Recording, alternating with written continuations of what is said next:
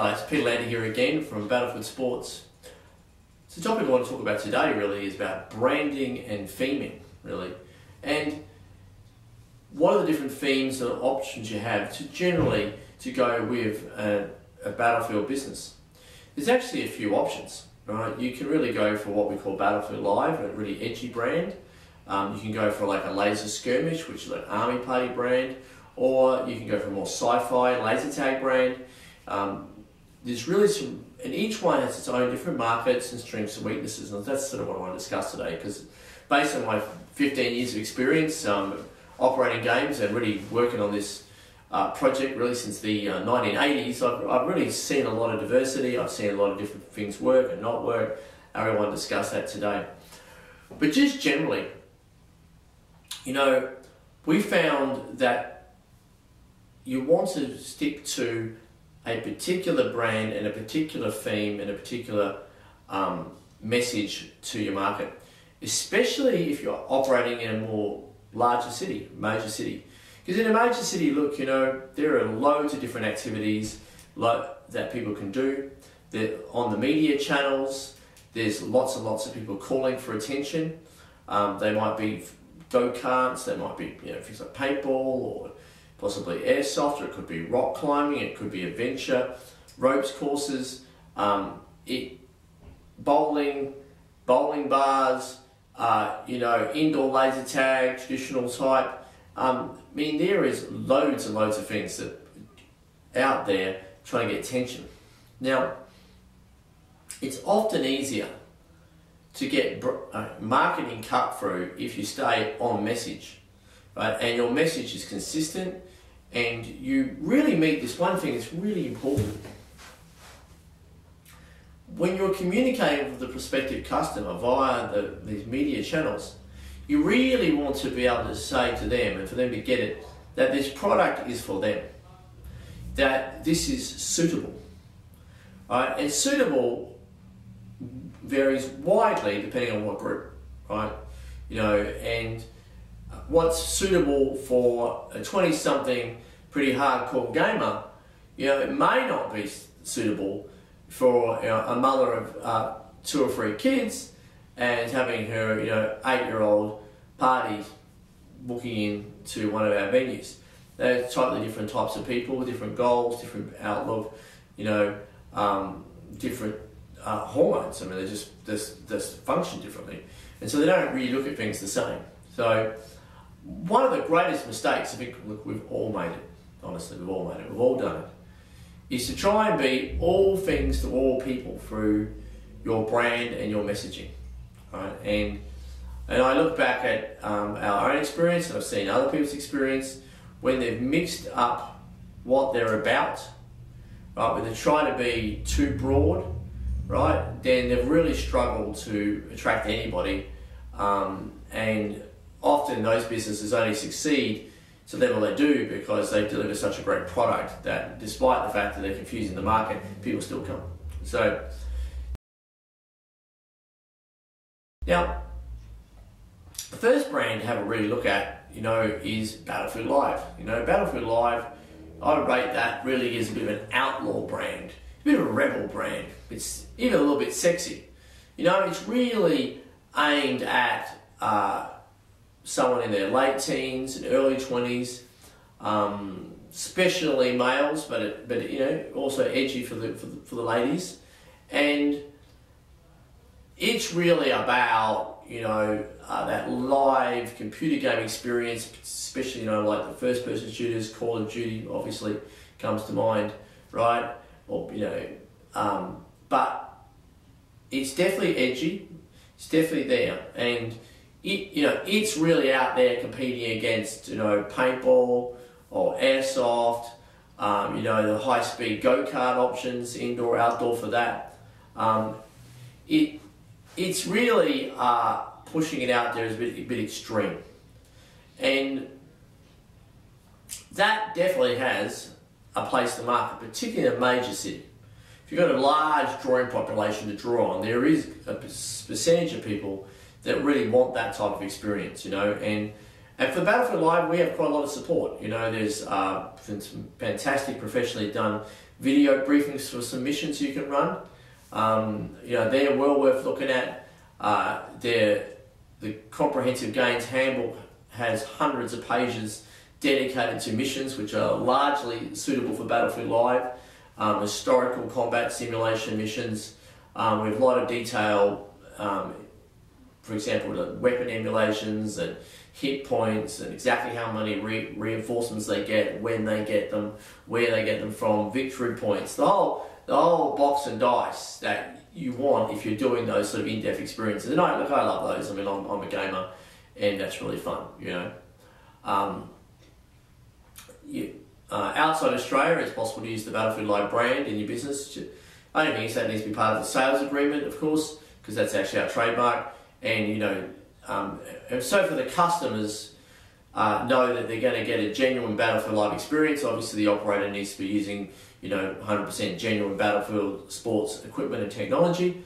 But as long as that's pretty much the case, then you can use under a sales agreement, use the Battlefield Live brand. And I certainly recommend that if that's that market.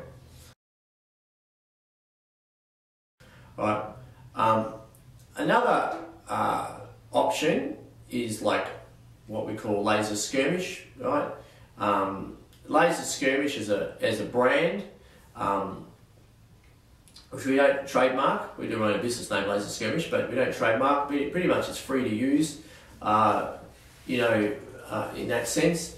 And Laser Skirmish is essentially army parties, right? It's about doing a combat game, sure, which has got an army theme. But Laser Skirmish is more focused on special events, right? If you look at Battlefield Live is looking more like a regular players playing a lot, not necessarily, but certainly those older players, they have some money, they can afford, if they get hooked, to play a lot. If you're looking at Laser Skirmish, you're looking at one-off events. Biggest one of those, of course, has to be birthday parties. I mean, birthday parties is the cornerstone of a Laser Skirmish style business, army parties, right? And the average age, actually, for that is about 11 and a half. And from our database, and you'll find that we're running a Laser Skirmish brand, and the peak age is actually 10, right? Because everyone wants to do something really special for their 10-year-old parties, and we've got a really good product for that. They're over the McDonald's parties, they're over pretty much the 10-pin bowling parties. They're really looking for something a little bit more adventuresome, a little bit more out there, but not too far. We're still talking 10, 11 and 12-year-olds, really 8 to 13. And they're still largely influenced by their choice of their parents, particularly the mum. The mum has a lot of influence over what happens for a birthday party, right? She is really important if you're in the birthday party business, right? And you know what? The majority of operations around the world, not all, but certainly a majority of battlefields around the world are built on the back of birthday parties. So you need to do birthday parties pretty well. If you're running indoors, you should be seriously considering having party rooms. So, right? Outdoors, you're looking for picnic tables, maybe even a barbecue facilities, but certainly reasonable access to the site, pretty decent way in the toilets, lavatories, restrooms, those sort of things. Just to look after the whole group for doing those sort of things. A bit of shelter is a really nice idea too, alright? So, worth considering that. Now, Laser Skirmish, I said it's a bit softer. You do easier missions, especially domination, do loads of that. Sometimes some death matches. We still use the military shooting sounds, the gun sounds, but we find that actually for that group it's often better to consider using the laser tag language option on the gaming guns, because you really want to talk more about tags and deactivations rather than shooting and killing them, right? It's just finding the right balance, right, for that market. Church groups is important for that, and you will get in under Laser Skirmish some school groups as well. And of course, look, you still get the corporate groups as well. The corporate groups often cross-gender. Look, you know what? Most corporate groups just want to have fun. And Laser Skirmish is a hero brand. It's not an outlaw brand. We're not about rebelling. It's still quite mainstream, but it's fun and it's very much entertainment. All right. So there's some good content to that. There is some audio briefings that you can use if you're a Battlefield Sports customer. We've got some conceptual maps to explain the basic missions. You know, there's some really cool, but you are talking things like domination and, you know, capture the base, simple missions with loads of respawns, usually run about 15 minutes each of the outdoors, maybe 5 minutes indoors, alright? But lots of action games, right? That's what they want, loads and loads of actions, no complexity. We're not doing historical scenarios here, we're not trying to be realistic, we're trying to be fun. That's what Laser Skirmish is about. And the other option really is to go another level, is go to like a laser tag thing, you know, and for us laser tag is really a sci-fi game, you know, and we don't have guns at all at this point, we have phasers, you know, and really tame it down. And this is the sort of product, especially with our Cobra model, that really suits this laser tag thing, and that's really, look, school groups, absolutely. If you want to go lots and lots of schools, there's cultural differences around the world, but generally you need to go very much laser tag, use the Scorpion emulation, which has the sci-fi shooting noise, right? We talk about tag, deactivations, reactivations, phases, where you red and blue team, and you'll see that's built into the software to really support that. That is an important element. There are definitely lots of operators having a lot of success, right, going for that laser tag theme, you know, and if you look at like something like lasertag.com, .au, you'll get an idea of what that sort of theme looks like, the sort of imagery that goes around that, and it really suits anyone who's thinking about doing a rental business. You know, if you're doing rentals and you're renting a kit out and you don't know where it's going to go, look, honestly, you need to be doing something like a Cobra with a big orange front, pretty obviously not a firearm. I don't know about the wisdom of ever renting stuff that's more realistic. You don't know where it's going to go, and you don't want the public alarm and potentially the negative publicity, right? You know, they're going to be using it in parks and homes and stuff like that. Interestingly, look, they can use often privately if they rent and they run their own events and we don't run it for them. They can often use venues that we can't, right, use commercially. So it does open up some really options, and I have seen some absolutely amazing testimonials from people who operated like, you know, a rental business, you know, and that also is a good option. But as you say, if you're going for school groups, some church groups are very sensitive, not all of them. A lot of variety in church groups, and some church groups really want to be onward Christian soldiers, and they really want to go for it. So, you know, in fact, I ran for the Scripture Union just recently, you know, about 270 teenage boys, and it was their real, that was one of the laser, like a Battlefield brand pretty much, because they were looking to, you know, go from, you know, boys to men. It was a transitional thing, and it was really, really cool. So you don't know, but often church groups, absolutely, like a laser tag brand versus a laser skirmish brand versus a Battlefield Live brand. These can be indoor, outdoor, whatever, but whichever brand you choose, really think about the brand purity, right? You know, keep it on message. You know, we found that when we tried to combine a website that covered all those different things, we failed pretty abysmally. You know, what the danger is what happens if you're trying to attract your 18-year-old, you know, gamer, and he sees your website or your TV advert or whatever, and it's got lots of like 10-year-olds, 11-year-olds playing, you know, and they're going, geez, that's if it's okay for 10 and 11-year-olds to do, it's not really okay for me. You know, I'm growing up now. You know, I'm rebelling a bit, you know, and I don't really want to deal with my parents' approve, and goodness knows, I remember going to that age, I was terrible, right? You know, I did all sorts of crazy stuff, almost got myself killed a few times, as we pretty much all do as young males, right? And you look back and go, that was mad, but that is where we're at.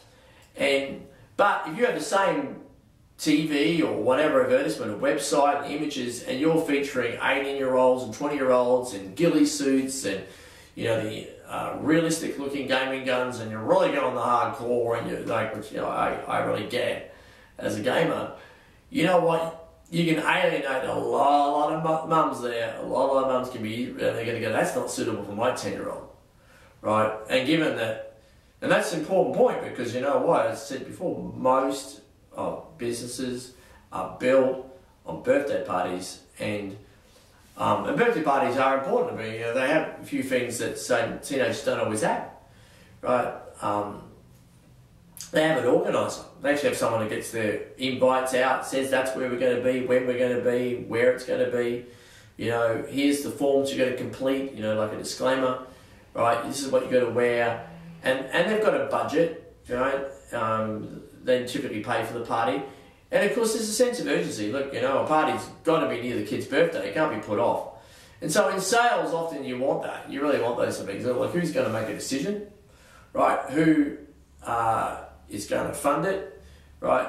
Who's going to organise it? Is there a sense of urgency? Why do it now, right? So how do we move from procrastination?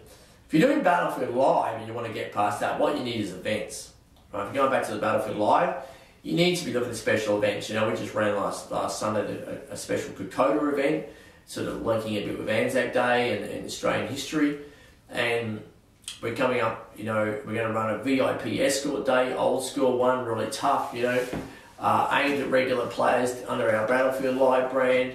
And, that's going to be no prisoners taken. That's hardcore, won't be rigged. It's going to be, straight, hard, realistic as we can make it type missions, and that's really cool. If we're running Laser Skirmish, for example, on the other hand, we're running the events, you know what?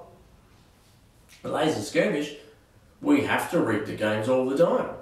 I mean, when we're running Laser Skirmish, we have more influence as the staff over who wins than the players do. Of course we do, we have to, right? Because if you're running a 4-player session, you can't have a 4-0 result. That's terrible.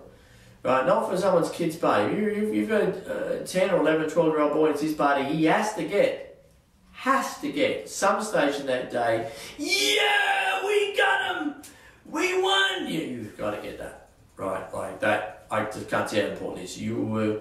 It doesn't have to be every game, but you need to use some of the features of the system on that, really start everyone off in standard mode, but if a team is really struggling around, you see they're not going to put to easy mode for them, then if it still doesn't work, if you're doing domination, move the medic box a bit closer, get respawns a little bit closer, that makes a big difference. Maybe use the master controller to set the other team to hard and then change hit points to 5 so it looks the same, but hey, they're getting a hit every half a second versus the people on easy every 2 seconds. And of course in easy mode the recoil thing disappears and you don't lose the dot, which makes aiming a lot easier. And it automatically reloads and they get unlimited reloads on easy. So easy is a lot easier. But they don't really get that. They don't really see, they just see the other teams getting better. When I'm running Laser Skirmish, the other thing too, I like games to be close. If I'm doing domination, I don't want a situation where one team captures the base, the objective, and then holds it for the next 14.5 minutes. It needs to change hands, right? And if I have to do some extra respawns with my master controller for the team that's losing and give them an attack, so they take the position, then I stop doing the respawns, the other team will take that position. It needs to change hands, right, if you're running under Laser Skirmish, or even if you're operating as a laser tag thing, if you're running the event, you certainly want to do that, right? If you're doing the rentals, right, you need to be thinking about really simple missions people can run themselves. Domination works really well. There's a special function in SADAR 2.0 that if they get into set team blue and set team red with the master controller, they're actually like an easy mode, but they can be tagged every half a second, and you need that for domination to work in a backyard. To do elimination games, and also to use the locked out mode so they can't change anything. Locked out on the master controller so you're limited function set. Locked out on the battle box so it gets unlimited respawns but set to teams, and they can't change that so they don't think the box is broken. Right? So you see each of those is a different animal. Right? It's a different thing, and they are important, very important to market separately. If you want to do more than one of those themes with your business, you can, but make sure that they're on different websites, different brand, right? And also don't try and mix the two groups together. I mean, it doesn't really work to mix Battlefield Live style players, regular players, with your birthday party groups. In fact, it's disastrous if you do. On that note, a very, very common mistake, this is like common mistake,